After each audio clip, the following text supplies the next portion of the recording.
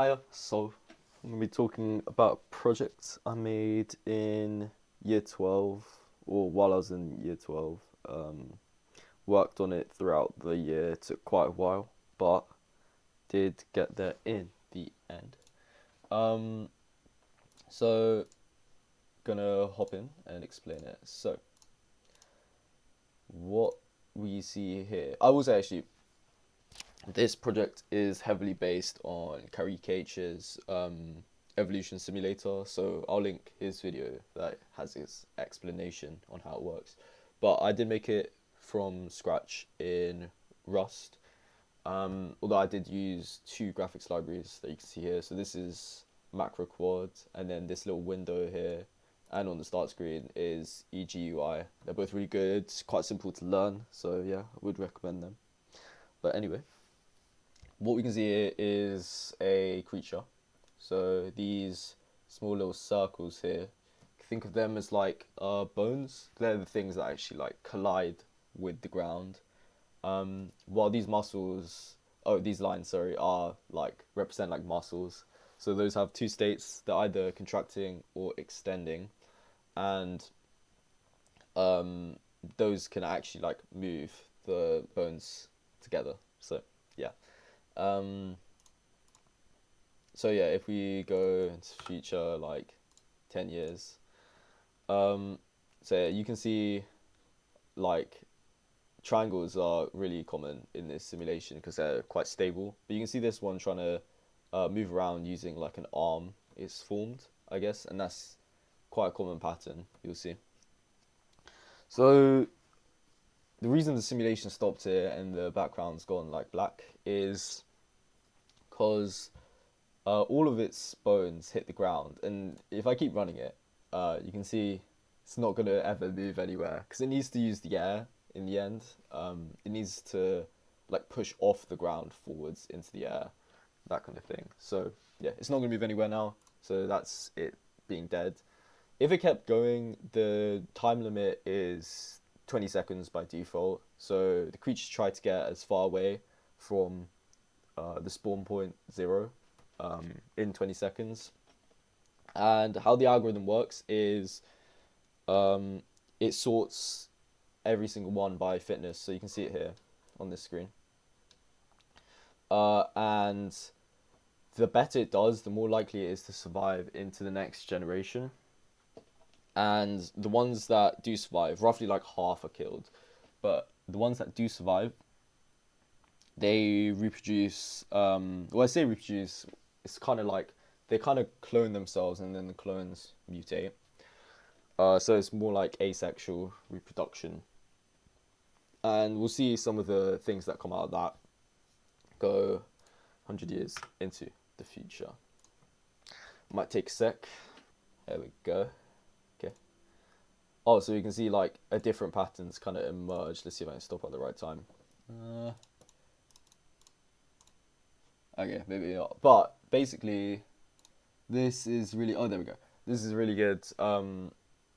Kind of pattern that's formed, and it's basically it's like two triangles that share an edge here. So it's kind of like you think of them as like 2 feet trying to move around, I guess.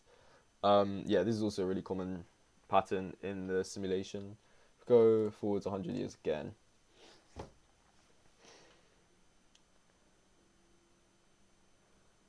There we go. So you can see it's gotten better moving forwards. Yeah, there we go. So I'll talk about a couple things that come out of this. So if we look at all the bodies in year 0, so this is the first one. So these are all, let's go for screen. These are all randomly generated creatures in the first generation, right? So yeah, there's a lot of diversity. They're looking really different. But as we go forwards, we can see like the creatures starting to get a bit more similar here. See, like you can see this entire row looks like almost identical, really. And then if we keep going, we'll just see all of them looking really, really similar. And that's kind of because the one in first place is gonna live like for loads of generations in the future. So its genes are kind of like spreading because it's gonna clone the most times, right? And you can actually see that in the graphs here as well. So this is the best distance graph. So you can see these little jumps are when there's like been a big breakthrough in the structure that's allowed it to do much better than before, and then you can see stagnant for a while, but then it finds another breakthrough. So yeah, you'll see a lot of these, but if we go to the average distance, you'll see it's a lot more smooth, and that's because even when it's stagnant on the best distance graph, the gene is actually spreading throughout. So the rest of the population is kind of catching up as it becomes more similar to the current best creature. So I thought that was pretty cool. Another thing as well, if we go earlier, it'll make it easier to show. If we look at the family line, so this is the creature I was looking at, like year 30, yeah. The best one, so first place. You can see like its parents, so like how it's changed throughout. So this one's looking pretty similar actually throughout. You can see as well its kids, and the reason this isn't like a whole family tree is because I couldn't really figure it out. I spent ages trying to do it, but I figured it wasn't worth the effort. So instead, got stuck with a little compromise where you can click on any of the creatures in the line, and you can. So these are all of its siblings. You can click on them, and it will recalibrate the tree. And then you can click on its kids' siblings, that kind of thing. So you can traverse the whole family tree actually, but yeah, it's not as nice obviously as seeing the whole tree. But anyway, that's the compromise got stuck with. Yeah, and then these are the rest of its the rest of the controls. You can see like when the year that this was born. See its parent as well through here. If you don't use the family line thing, see all its siblings, that kind of thing. But yeah, that's kind of it. I'm gonna reopen the application quickly. There we go. So this is the first screen, the setup screen. I'm gonna explain what each one does. So this is the seed. So by default it's random. So you'll get like a random population at the start. But if you put in some random numbers, it'll do the same thing. If you want to like see like a run you've already done before, then you can save the seed. So it was in the top left. And you can paste it in and it will do the same thing. It will have the same mutations. So yeah, that's one way of like saving, I guess. I'll go through these. So gravity is how strong gravity is. So if we set it to 0, it's going to be like 0 gravity. Air slip is, it's kind of like the opposite of drag or air resistance, that kind of thing. So if we set it to 1, it will be like a vacuum. So like no air. So this would be like a little, like in the middle of space simulation. So we'll see that. Population size is like how many creatures there are in each year. And these are on the left, the constraints for the initial like 600 in the first year. So yeah, and on the right you can see the constraints for how it can evolve, and all of these, like, they're not really constraining at all, they're just if you want to. The only really big constraint is like the max number of circles, and the reason is if you have it too high you might just get some like not interesting patterns that have like a bunch of nodes and muscles and they're just trying to contract and extend all the time. It's not like that interesting. Time given, is yeah, default 20, but you can make it go longer or less, depending on what you want to do. The distance, based on by default, is the average of all the nodes, but you could do the further, you could change it to the furthest node. Might lead to some interesting patterns where it's trying to like just throw one of its nodes as far as possible. I don't really know. I haven't really tested it that much. I'll be honest. Um, and then the ceiling, these like obstacles. These are like terrain. So the hurdles are just like blocks that are a set distance away from each other, and the stairs are like blocks that get higher, but they're still the same distance from each other. Do the ceilings, good for zero gravity apparently. Or okay, actually, I'll show some of the creatures, some of the interesting patterns later. So there we go. So you can see it just fly into space. If we go 100 years into the future, see how it's gonna do. Like the simulations, and now all of these ones are gonna um, like go through the whole 20 seconds. None of them are gonna hit the floor with all the nodes, so it takes quite a while. But yeah, you can see, yeah, it's going a bit crazy. But yeah, anyway, it's kind of the whole program. So now I'm gonna show some like interesting creature patterns that I found. So the most basic one is sort of like a triangle, and you can see the back leg is really high friction. But if we slow it down, we'll see that actually what it's doing is it's lifting its like the darkest node up into the air and then contracting quickly um, to like move forwards, and then that acts as an anchor point for the low friction node to move forwards, and then it kind of repeats that.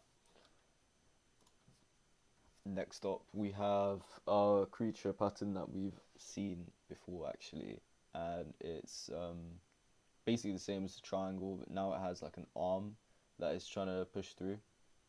You can see again the high friction node to the right, and here we actually have a really high strength muscle connecting that bottom right leg to that top bit. So you can see when it's getting lifted off the ground, it gets lifted up quite high.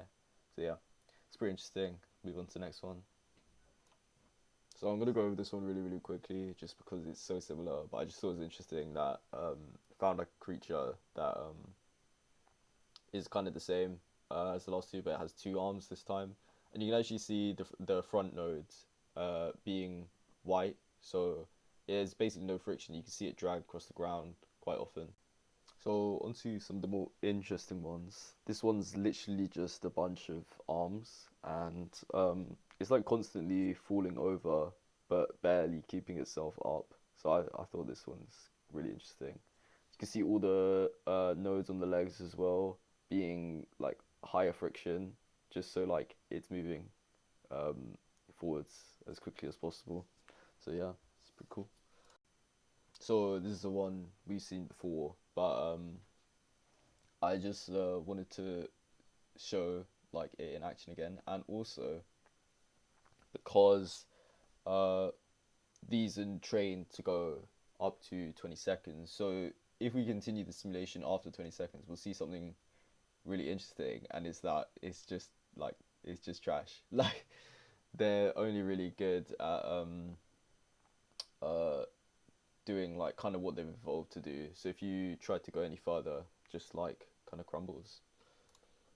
And I'll go over this one quickly too, because it's kind of the same thing, but instead you have three triangles or like legs sharing the same edge. So thought that was an interesting variant as well.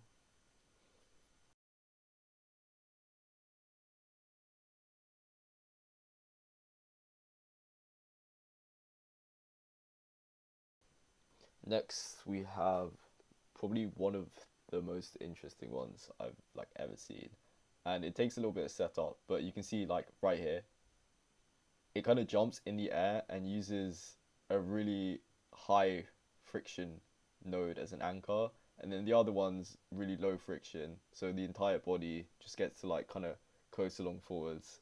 See if we put it in slow motion, you can see it much more easily.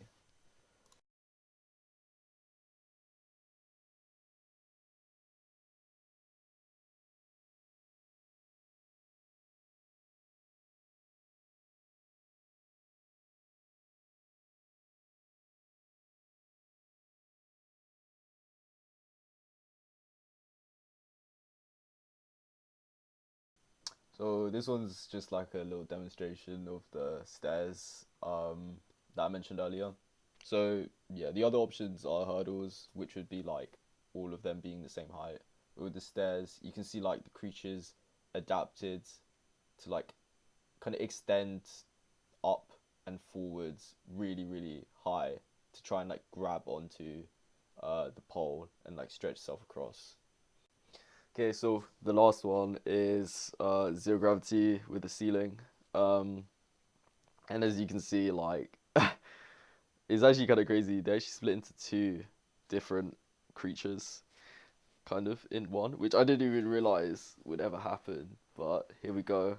You can just see two lines, and they're just trying to they're just like contracting and extending, and they're just trying to like hit the ground at any point possible, push yourself forwards, and then let momentum keep them going. So yeah, it's pretty cool. So I'm gonna leave you with the creature with the best performance that I'd ever seen. Yeah, and also the fact that I forgot to mention that you can actually see all the creatures in the generation running at once, with the better ones being less transparent. So you'll see that in a sec. But other than that, thanks for watching. You can get the source codes and also the release on GitHub. So yeah, fiddle around with it, see all that jazz. But yeah,